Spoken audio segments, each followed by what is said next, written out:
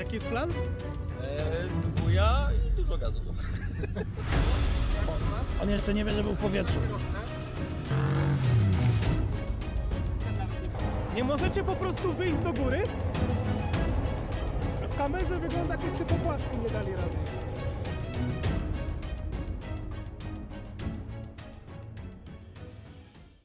To witamy Was na kolejnym spotkaniu w terenie ze sklepem opon Yokohama. Dzisiaj warunki są takie, że już zaczynamy nagrywać z samochodu. Mamy 7 stopni i nie pada na szczęście, za to jest mokro. Padało ostatnie kilka dni i widzimy, że będzie dzisiaj naprawdę ciekawie, więc nawet nie trzeba szykować jakichś nie wiadomo jakich ciężkich podjazdów. Będzie na pewno super. Dlaczego? Przede wszystkim dlatego, że będzie ciekawie, bo mamy znowu Toyotę na Atekach, Forerunnera. Bardzo mi się podoba. Kiedyś go już testowaliśmy na piasku.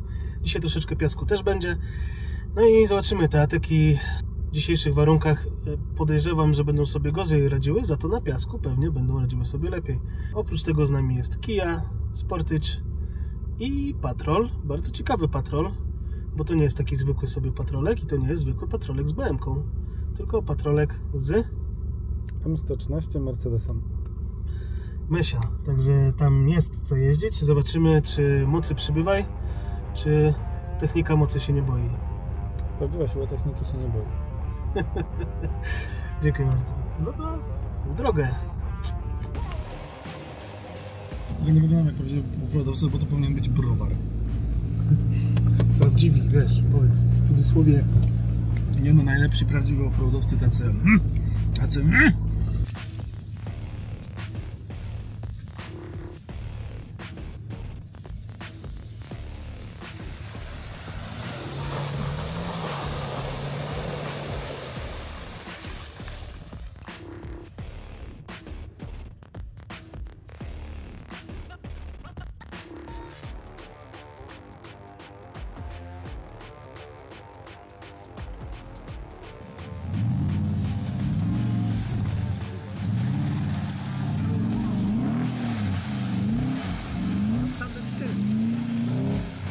Powiedz może ma jeszcze przód. Wiesz, że zapłacili za 4 koła, nie? A sprzęgiełka spieliście? Ja spiałem jedna, kolega jest drugiego. A, no to tak, to może tak być.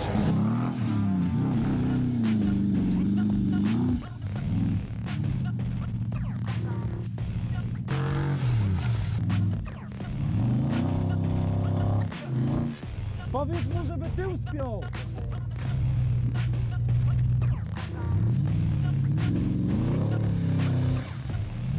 To było jedno fajne, ale co, złapał taki wykrzyż, że już nie łapało któreś koło? No bo w sumie jak kupiłem blokadę, to pojechał. Lewe koło miałeś na trakcji, prawe koło miałeś w dziurze, przez co miałeś prawe ci łapało, a lewe dopiero jak włączyłeś blokadę. Tylko jak włączyłeś blokadę, to zaczęło ryć dwoma. I dopiero musiałeś szybko napęd, żebyś dopiero musiał wjechać, nie? Mówię o tej górce. Tak, no bo tak jak tutaj staliśmy, to jak na piasku dołączysz blokadę, opcje są dwie. Albo pojedziesz, albo wykopiesz sobie jeszcze większy dołek, nie? Obuwie macie bardzo ładne. Chciałem Wam na wstępie powiedzieć, dobrze się trzymacie. Jesteśmy na kolejnym wyjeździe ze sklepem opon i w tym wypadku przyjechał nam patrol Piotra, który generalnie jest taki problem, że z patrolami w naszym środowisku kojarzy się tak, że na początku albo jest 2.8, albo jest 3.0, które wybuchnie, a potem jest BMK, w zasadzie to wszystkie ponoć mają BMki, a jeżeli nie BMK, to mają Mercedesa. Jest to Mercedes, wszyscy takiego byśmy chcieli, mianowicie M113. Ale opowiedz więcej, co tam zostało zmodyfikowane. Czyli jeśli chodzi o silnik, to jest tak naprawdę zwykłe M113. Tutaj nic nie było bardziej modyfikowane ponad to, co wypuściła fabryka. Jest to ożenione ze skrzynią z BMW Z60. Reduktor pozostał z Patrola. Troszkę tam zmodyfikowaliśmy, na przykład, nie wiem, układ cewek. No i jest wszystko postawione na EcoMasterze, żeby uniknąć problemów klasycznych dla M113, czyli tych wszystkich wiązek, czujników, świrowania i tak dalej, więc to wszystko jest jakby w ten sposób ogarnięte, ale tak naprawdę to jest tak, to jest zwykłe M113. Generalnie każdy wkłada do tych patroli M57. Zresztą nawet jak ktoś patrzy na ten samochód, to pyta się, jakiego diesla z BM-ki wsadziłeś. No, Dlaczego nie M57? Po prostu miałem 3 takie silniki, co prawda w innej budzie. Zawsze były jakieś problemy, czy to z układem wtryskowym, czy to nie odpalało, czy gdzieś odpływało paliwo, więc po prostu zdecydowałem, że nie chcę diesla. To jest raczej taka moja zabawka niż auto na co dzień, chociaż w zimie go staram się wykorzystywać na co dzień. Musisz bardzo powoli jechać, żeby się zapełnić. Prawo. W prawo i tam przy tym jest taka poprowadzi, żebyś przejechał koło. A patrole ładować kolejne? No jak ja przejadę kolejną, no to myślę, że nie będzie miał problemu. Ty masz tam 37. Smyrasz trawkę gruszeczką.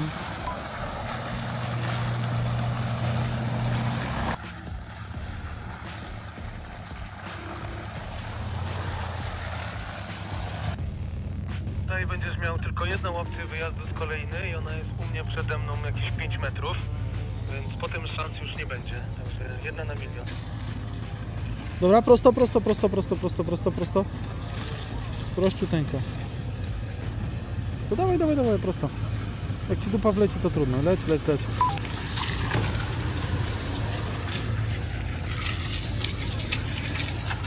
Która opona lepiej będzie kleić?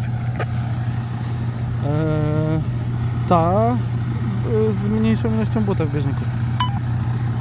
Ja mam 37, według mnie nie widzę różnicy w terenie między 37 i 35, a zdecydowanie 35 lepsze są na dojazdach na trasie, na piasku. Jakby ktoś chciał, mam do sprzedania 37 w dobrym stanie, także zapraszam, odbiór w Krakowie. Tanio, ale dobrze. I raz wystarczy, tanio. I na 17 cali. Tak, no i na 17 cali, co jest istotne, bo niektórzy jeżdżą na 16.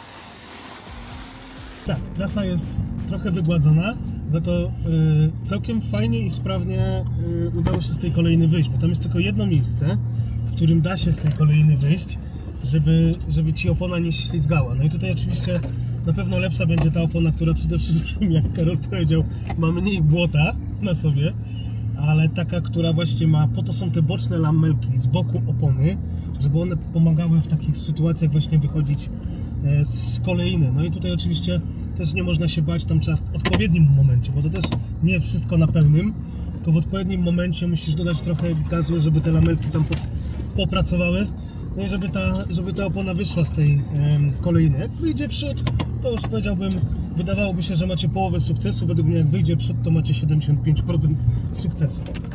O, zostaw moją antenę. Nie tak do końca 75%, bo ja raz też wyszedłem przodem, a potem generalnie poszedłem. Pół kilometra jechałeś bokiem, ale to tylko dlatego, że drzewo stało na drodze teraz. Potem szukałem poszerzenia. Tak, ale to wtedy, że tak powiem, z własnej woli zignorowałeś wiele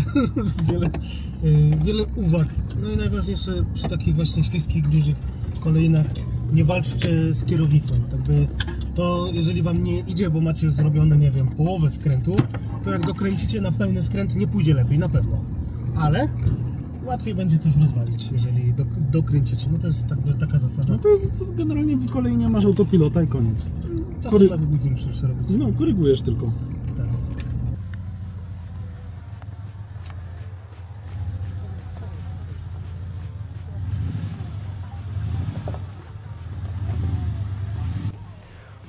Z modyfikacji, które zostały tutaj zrobione, to mamy tak. Mamy na pewno alternator wodny. Fabryczny alternator powinien być o tam na dole, niestety nie zmieścił nam się silnik z tam umieszczonym alternatorem, więc wylądował na górze, jest wodny, więc śmiało możemy go zalewać. Poprawiony jest też układ chłodzenia, mamy większą, bardziej wydajną chłodnicę wody, mamy dodatkową pompę wody, jest fabryczna, powyżej pewnej prędkości, powyżej pewnej temperatury, zapala nam się dodatkowa pompa, mamy 2 wentylatory spala, no i tak jak sobie tutaj jeździmy po piaskach, 95 stopni, nie chce być więcej. Poza tym, bądźmy szczerzy, ten silnik, który na tym pewkach to tak sobie pracuje No nie powiedziałbym, że na pełnej mocy. Raczej tak widzę, że go tak delikatnie stosujesz. Bardzo fajnie, bardzo fajnie. No dźwiękowo no to jest fenomenalna konstrukcja.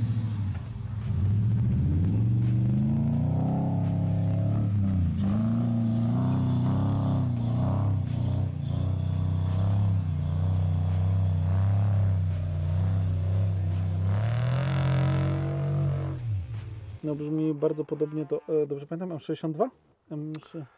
Wydaje mi się, że M62 brzmi troszkę inaczej. Mnie osobiście przypomina to bardziej dźwięki AMG, bo też tak się troszkę sugerowaliśmy. Ten silnik generalnie występował w G500, w którejś tam generacji G-klasy i przyglądałem się, jak G500 czy G6300 tamtych lat ma zrobiony wydech. To jest wydech, gdzie tak naprawdę każda z głowic ma swój oddzielny wydech. To jest zrobione dokładnie tak samo. Wydech co prawda jest wypuszczony na sam koniec. Każda głowica ma jeszcze 2 tłumiki po drodze. To się nigdzie nie łączy z żadnym X-pipe'em, Y-pipe'em, H-pipe'em. Są 2 oddzielne układy i według mnie aktualnie brzmi to bardzo fajnie. Długo się nad tym zastanawialiśmy z Bartkiem, który to wszystko budował. Finalnie padła decyzja, że tak chyba będzie najlepiej. A teraz to, co tygryski z dużymi silnikami i MTK-ami lubią najbardziej. Nie błoto. Teraz zabieramy patrola z silnikiem Mercedesa na piasek i zobaczymy, czy moc potrafi pokonać warunki, które będą na nas czekały, czyli piasek, który będzie sypki po paru przejazdach. Więc najpierw ja, zastrugam kozaka, przejadę po tym twardym, rozkopię, a potem zostawię patrolowi, żeby pokazał, jak to się robi. Ale to jest jedna strona medalu. Mamy też Toyotę 4Runner na ATK, którą już raz sprawdzaliśmy na piasku. Którą raz sprawdzaliśmy na piasku. No i ona ma te fajne systemy. Ciekawe, czy tutaj na takich większych podjazdach, tam były krótkie, tu będą długie. Zobaczymy, czy sobie da radę tak samo dobrze. Teraz zadanie z gwiazdką. Patrol poleci po nieuklepanym, ale go tam fajnie wyciągnął. Poleci po nieuklepanym, więc będzie świeżo przerabiał trasę na sypki. Teraz Toyota wjechała w ogóle bez problemu, bez rozpędu. Także no dzisiejszy piasek, waruneczek bardzo ładny. Myśmy tu niedawno byli z Amarokiem i to nie było takie. Jedziesz.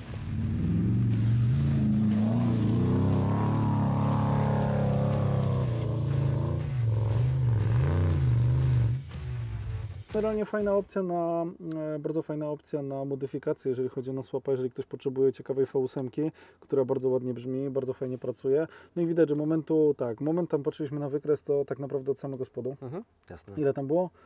Tam jest 480-490 Nm.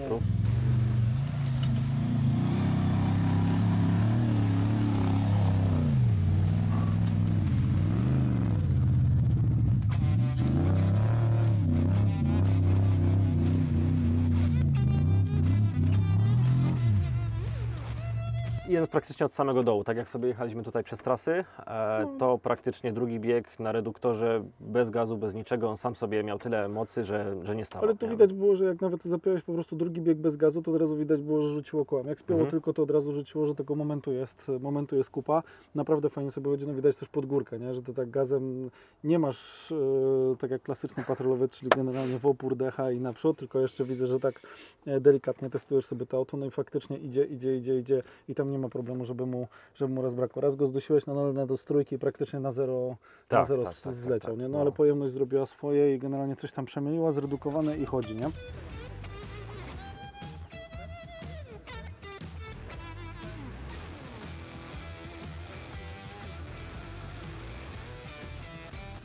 moim zdaniem nie.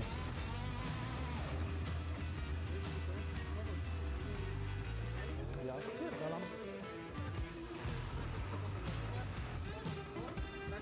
On jeszcze nie wie, że był w powietrzu.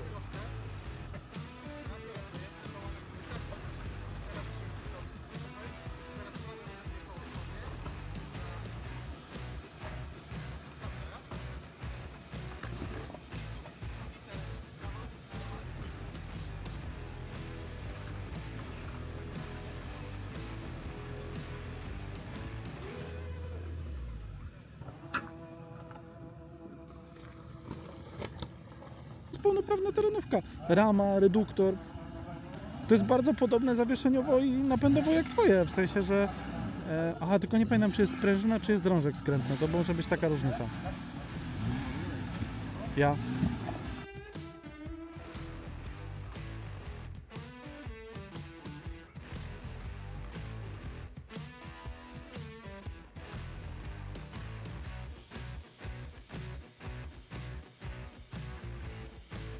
zwróćcie uwagę, że Patrol na 37 calach przejeżdża bardzo z gracją, powiedziałbym, po tej dziurze. No, rozstaw kół i rozstaw osi jest tam na tyle duży, że tak naprawdę taka wielka skarpa, powiedzmy, że której w kamerze pewnie nie będzie widać, nie robi na nim nic tak naprawdę wielkiego wrażenia w porównaniu do innych samochodów, które mają duży zwis z tyłu, duży z przodu. No to jest ten właśnie powód, dla którego na przykład Wrangler i Patrol bez problemu pokonują takie skoki. A my, no mów. Ściściłem go przecież. Aha, nie, to podgłosiłem. Dareczku, właśnie przejechałeś. Stop. Musimy się cofnąć 3 metry. I tutaj stańmy sobie w kolejce. Generalnie jak zjedziemy na sam dół, to wam powiemy, jak tam Tu naprawdę jest stron. A my teraz spokojniutko na jedynce. To jest, już wiele razy to mówiłem, ale to jest to, co lubię tego Wranglera. To, że na reduktorze na jedynce ja mam dosłownie 3 na godzinę, nie wiem, musiałem to pewnie... Chyba licznik tyle nie pokazuje nawet. Tak, licznik prawie się nie oderwał od zera. No to jest właśnie fajne, bo to jest cały czas na trakcji. Ja zjeżdżam po liściach w tym momencie, w takiej troszkę mokrej scenerii, ale cały czas jadę na trakcji. To naprawdę wydawałoby się, że jadę za wolno i chciałbym nacisnąć tutaj gaz, żeby jechać szybciej. I tak by Karol trochę tutaj tą kamerą nawiłby, że tego nie widać, ale no to generalnie zjeżdżamy pod takim kątem. Może się wypoziomuje. I spokojniutko, tak by, to jest ważne właśnie w dół, żeby mieć cały czas kontrolę trakcji, więc będę to powtarzał za kolejny raz, 100 albo 500, reduktor, jedynka, puszczasz sprzęgło, jeżeli je masz. Albo asystenta zjazdu. Albo asystenta zjazdu, no i po prostu jedziesz w dół, pozwalasz temu jechać bez dotykania gazu i hamulca. Prosta sprawa. To będzie chyba wysiąść. Jeszcze aspekt jest taki, że trzeba pamiętać, że Rubicon ma wolniejszy reduktor od Sporta czy Sahary. Tym się mniej więcej różni od tych oto samochodów. A ja idę ogarnąć Drzewko.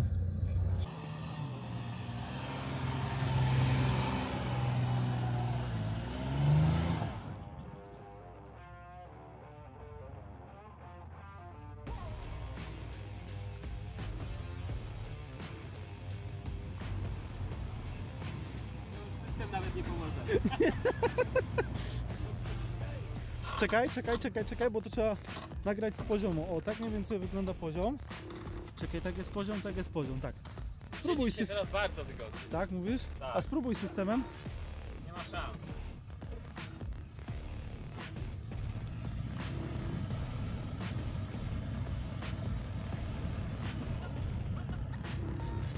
Nie, nic nie rusza. Tu niestety stara metoda, nie? Czyli siła razy gwałt. Ja to spróbuję jeszcze raz. Tak, ale spróbuj szybciej.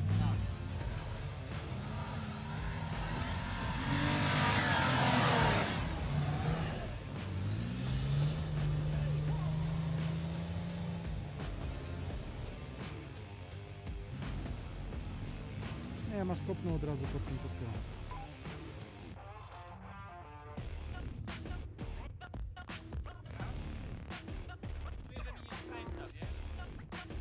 Daj na prostych. Moment. Proste koła, proste. I teraz powoli do tyłu.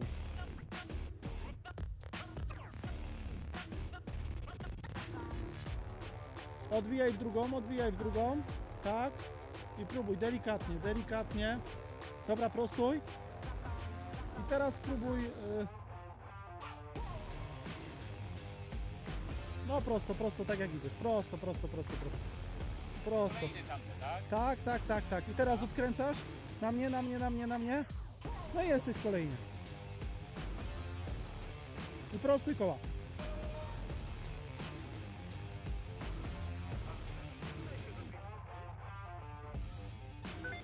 Nie, próbowaliśmy, nie ruszyć.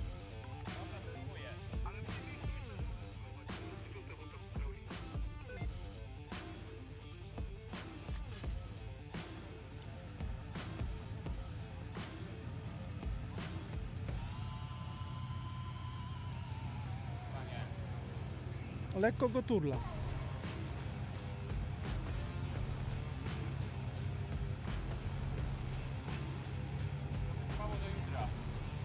nie wyjechałbyś do samej góry. Dobra, to ja idę na kawę.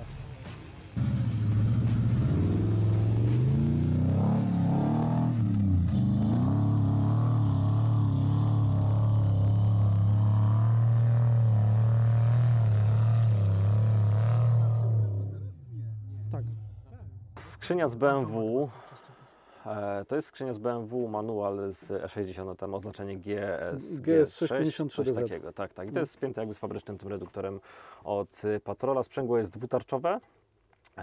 Chyba drugi raz bym się nie pchał w dwutarcza, bo jednak łatwo go przypalić na przykład na takim piasku. No to jest ciekawe właśnie, bo ja myślałem, że to tak spina tak żeby to spięło tak... Też myślałem, ale nie masz tego jakby, przynajmniej tutaj, nie masz tego takiego jakby półsprzęgła.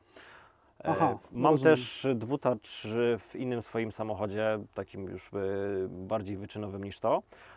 Przy czym tam mam dwie tarcze spiekowe. No i ten dwutarcz też tam tak działa, też praktycznie nie da się ruszyć, jest od razu zero-jedynkowo, ale myślałem, że to jest kwestia tarczy, nie? Teraz tutaj wsadzone są jakby zwykłe tarcze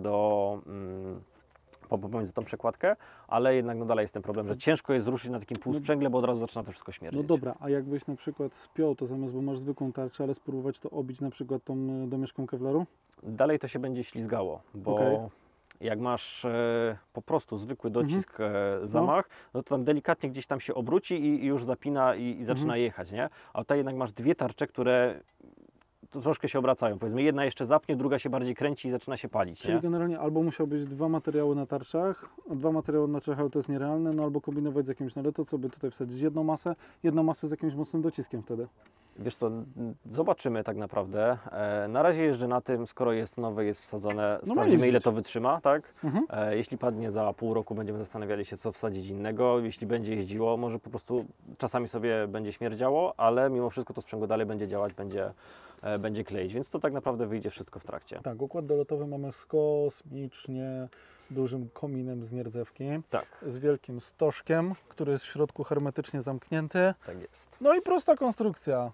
Jest rura, jest łącznik, są opaski, dziękuję, dobranoc, temat zamieciony, tak? A nie jakieś kombinacje alpejskie, rurki, nie wiadomo co. Po prostu trzeba wyrżnąć błotnik, żeby to zrobić po bożemu. Wcześniej przy 2.8 był ten plastikowy snorkel. Problem był taki, że jak jechaliśmy, no Patrol generalnie jest szeroki, tak? Jechaliśmy, cały czas dostawał gałęziami, on pękał, łamał się, kruszył, no a tego tak naprawdę nic nie ruszy. Możemy, tak naprawdę pasowałoby zrobić drugiego z drugiej strony, żeby mieć 100% pewność i móc przez wszystkie krzaki przejeżdżać. No teoretycznie tak, ale praktycznie rzecz ujmując, no tak, mimo z V8, no z V8 niektóre widziałem konstrukcje, że był snorkel na dwie strony, ale on chyba nie ma większego zapotrzebowania na powietrze, jak widać, że to wystarcza. Wystarcza. Nawet jak go hamowaliśmy, to były robione próby w ogóle bez snorkla, bo niektórzy twierdzą, że snorkel odwrócony tak, tam zabiera jakieś moce.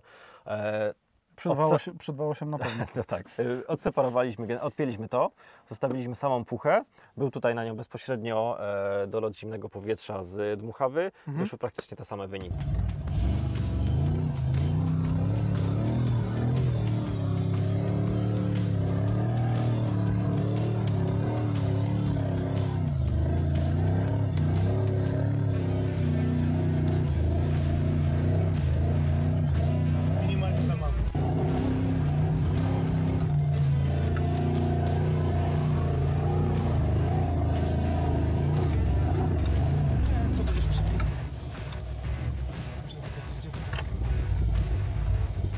Ale tu jest jeszcze trochę zmodzony zawias, mianowicie 90%, jeżeli chodzi o zawieszenie, to jest JD. Czyli mamy tak, drążki, pewnie drążek przód, tył, panhard, plus jeszcze wahacze, ten Proflexy, które też mam u siebie, bardzo fajnie one się zachowują i to widać, bo tam w jednym miejscu jak złapał wykrzyż, że to naprawdę wykrzyż jest, nie? No i teraz zostaje tylko ta walka, o której rozmawialiśmy wcześniej z amortyzatorami, nie? Tak. Pierwotnie tutaj, jak go kupiłem, było zawieszenie Profender z sprężynami Lovelsa HD. Było twardo, zwłaszcza jak zdemontowałem bagażnik dachowy, trochę osprzętu, no to było troszkę za twardo. Teraz są sprężyny OME i na razie są amortyzatory Outbacka. Chciałem po prostu sprawdzić, czy ta twardość, miękkość zawieszenia jest odpowiednia.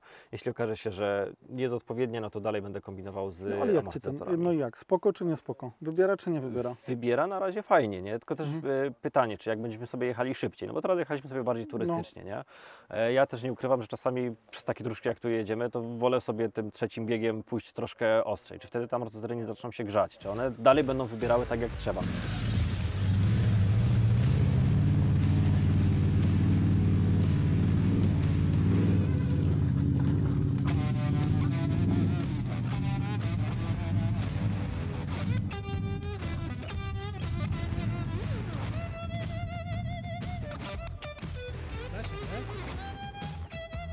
Znaczy ja jestem zdziwiony, nie? Takie pytanie ja mam. Tak? Ile pali? No. Może sławne 57 pod tym względem byłby lepszy. Spalanie aktualnie to jest około 25-26 litrów. Jak to się normuje w dłuższej jeździe, nie wiem, bo to jest tak naprawdę trzeci zbiornik, który ten samochód przepalił. Takie mi średnie spalanie wyszło 25-26. To jest taka jazda mieszana, bo troszkę jest odwożenia dzieci do przedszkola, więc to są krótkie odcinki. Troszkę jest przejazdów gdzieś tam przez Kraków, no ale to też są głównie jakieś stania w korku. Pojadę gdzieś dalej, sprawdzimy, jak to się będzie dalej zachowywało. I najważniejsze, jest bez gazu. Tak. Nie, gazu nie chcę zakładać. Szanujemy się. Nawet nie wiem, czy by się udało go założyć tutaj do EcoMastera. Generalnie nie mam nic przeciwko samochodom z gazem, natomiast nie chciałbym sobie tutaj zajmować bagażnika, bo przez to, że jest taki samochód, często też go wykorzystuję, coś przewożę dłuższego, musiałbym tu wstawić jakąś butlę 80-90 litrów, żeby był w miarę sensowny zasięg.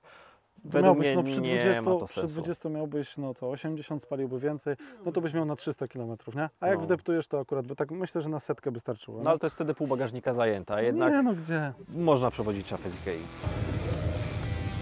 Powiedz mi, który dotychczasowy podjazd był taki najfajniejszy? Nie no, w sumie tak naprawdę wszystkie były fajne podjazdy. Chyba ten, co tam ciężko się było nawrócić na górze, a nie, jednak piasek. A Zdecydowanie. ja teraz... Co oni robią? Powiedz mi. Nie możecie po prostu wyjść do góry? Tak, no wiesz, w kamerze wygląda, jakbyście po płaskim nie dali rady.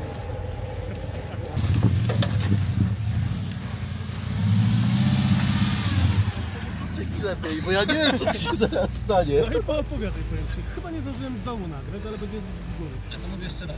Tak? Możesz jeszcze raz? Nie no, generalnie bardzo fajny podjazd. Nawet nie taki najgorszy, bo przynajmniej dwa koła idą cały czas na trakcji. Tak, nie ma żadnych wykrzyżów, żeby nie? ci coś podbijało. Tylko jest mega wąsko u góry. Jakby to jest takim Jimmy albo samurajem, no to super, nie? Tym, no to chłopaki musieli mnie kierować przód, tył, żebyś tam u góry nawinąć, no bo musisz zrobić 90 stopni w lewo od razu.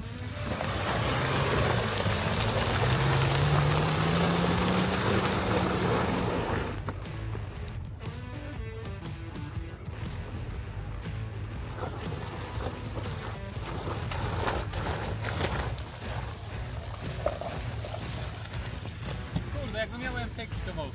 Może, no bo je bardzo zalepia. Nie popuszczam, bo to już taki level jest, wiesz. No, robi się ciemno, to jest ten ostatni dzisiaj podjazd tego dnia. Ja dziękuję. Jestem pod wrażeniem tego, w jaki sposób ten patrol jeździ, to w ile miejsc on wjechał i nawet nie tyle pod względem patrola, co pod względem kierownika. Generalnie ogarniał, tak by wiedział, co chce zrobić, tak by pomimo tego, że to jest świeży projekt, świeży samochód, to bardzo duże doświadczenie. Znaczy dwie sprawy. Ktoś ma doświadczenie właśnie w motorsporcie. Tak, bo tam w drifcie Tak. ma doświadczenie i to widać, że tak by jeździ z głową i podjeżdża pod takie rzeczy, które no, nie są proste i wiele osób nie chce podjechać i się wcale nie dziwię, bo to nie są banalne rzeczy. Druga rzecz zaś, ze Śląska zaczęło mi tak się zajeżdżać. Byliśmy na Śląsku, to trzeba. Tak, dopiero co wróciliśmy do Małopolski. Toyota oczywiście 4Runner to jest następny samochód, jeden z moich takich, wiesz, na liście. I oczywiście wiem, dlaczego go nie mam, ale to jest taki samochód, który chcesz mieć, niekoniecznie musisz go kupić. No i tam też tak by wykrzyż, który tam był, te fajne miejsca, gdzie można było sprawdzić wykrzyż, to akurat może tam za dużo wykrzyżu nie było, ale ta fajna elektronika, tak tam fajnie działa. Jedziesz w prawdziwych, luksusowych warunkach, normalnym samochodem, którym jutro możesz pojechać do przedszkola i do pracy, a na chwilę sobie wyskakujesz właśnie w piasek i tam wszystko działa, tam generalnie wszystko Bo to jest jeździ. Toyota. Trzeba znać ograniczenia oczywiście tego samochodu pod względem plastików, zderzaków, ale cała reszta, nadal ja jestem pod wrażeniem, więc dzisiaj w sumie mieliśmy takie combo. Dwa samochody, które naprawdę obok Wranglera, więc już razem 3 są u mnie w takim top. Mam na myśli 4Runnera, Wranglera oczywiście, no i tą wersję Patrola, bo to nie ma się co oszukiwać, ja nie gustuję w Patrolach. Mam Znaczy wiesz, inne zdanie po na pierwsze ten temat. tak, Patrol fajnie zrobiony. Podobał mi się. Znaczy wiesz, patrol fajnie zrobiony z głową. To co mówię, że ten gość ma duże doświadczenie, jeżeli chodzi o jazdę, jest za kierownicą. Jeżeli jeździsz, czy w motorsporcie, czy w tym, czy w tamtym, no jesteś w stanie gdzieś przerzucić swoje doświadczenia tak czy srak. Ale wiadomo, że może nie w pewnych skrajności. No gość też miał jaja i też podejście, że podjeżdżał pod naprawdę w miejsca, w które no wiele osób by się bało. Ja się mocno zastanawiałem nad pewnymi podjazdami, czy on da radę, czy i tak dalej, ale widzę, że śmiało naprzód i ten. On też coś jeździł w offroadzie, więc to nie był jego pierwszy wyjazd. A co do Forerunnera, no Forerunner no po prostu no Toyota, nie? Dla mnie to nie ma zaskoczenia, bo jeździłem tyloma Toyotami różnymi, czy 120, czy setkami, czy 200, że i Forerunnerami, FJ Cruiserami, że moim zdaniem, znaczy u mnie nie ma takiego zaskoczenia, bo te auta robią swoją robotę. Po prostu. Kupujesz, ono jeździ, ono ma jeździć, ono działać, działa. Toyota to jest jeden z najrozsądniejszych wyborów. No nie jest właśnie tak jak ten Patrol, który ma jakiś pazur, ma jakieś podejście i ma trochę takiego wariactwa. Toyota jest poprawna, do bólu, z każdej strony. Wsiadasz, jedziesz i wracasz, no jakby Toyota. To co jeszcze, na co warto zwrócić uwagę, to jest to, że my dzisiaj byliśmy w miejscu, gdzie na przykład niedawno, raptem, nie wiem, 2-3 tygodnie temu mieliśmy problem podjeżdżać innymi samochodami. Tak by Patrol, o ile wjechał twój na początku, to potem też już nie było to takie łatwe, bo tam się bawiliśmy trochę Amarokiem i innymi samochodami i tam rozjeździliśmy ten piasek tak, że tam już ciężko było. Dzisiaj, po 5 czy 4 dniach opadów, deszczu, w sumie wczoraj przestało lać. Czy ten piasek jest tam ten piasek dzisiaj był mokry, twardy i tak by on tak kleił, że w ogóle żadnego problemu. Było wilgotno, ale to była taka mała warstwa piasku też, mokrego. Spod spodu już był no, ale mówię, teraz lało parę dni, nie? Znaczy tak, mówię, że ten piasek za każdym razem, jak tam jesteś, inaczej się zupełnie podjeżdża. Czasami masz tak, że zapierdzielasz tam cały dzień, tak jak dzisiaj, po prostu gość wjechał na samym tyle, nie ma problemu. A ostatnio na samym tyle zapomnij. Nie ma opcji, żeby tam wjechał. No tak, na samym tyle Patrolem z Mercedesem. Nie. Fajnie. No i 37, tam te kapcie, o ile one same w sobie nie były jakieś cudowne, i to były MTeki i nie miały wcale niskiego ciśnienia, to chyba wielkość tego koła z tym silnikiem, no to połączenie tam działało mi to, po prostu to mi działało i ja byłem naprawdę pod wrażeniem tego. No nie, fajny był zestaw dzisiaj, fajnie pojeździliśmy, ekipa zgrana, także warto było. I obserwujcie nasze media, będą informacje co dalej, jakie wyjazdy, a może macie jakieś pomysły, które warto byłoby zrealizować pod względem wyjazdów, typów, jakichś różnych miejsc. Dawajcie znać. Przyszły rok planujemy właśnie teraz, więc jeżeli tylko macie jakiś pomysł, który możemy wykorzystać, zasugerować się, gdzieś tam zainspirować, to zapraszamy. Dawajcie nam znać. Dzięki. Darmowa aplikacja na Szlaku 4x4 to już nie tylko powiadomienia i pomoc przy wklejkach, ale również najważniejsze i najciekawsze wydarzenia offroadowe w Twojej okolicy. Sprawdź sam, subskrybuj, lajkuj, komentuj. Miej wpływ na kolejne nowe funkcje. Rozwijamy się m.in. dzięki Waszemu wsparciu. Więcej informacji pod filmem i w naszych social mediach. Do zobaczenia na szlaku.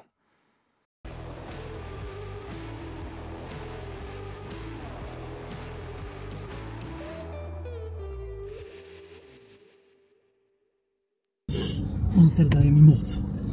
Widziałem, tam przebierałeś nóżkami jak nigdy. Zimno jest, więcej tlenu, wiesz, silnik ma więcej paliwa.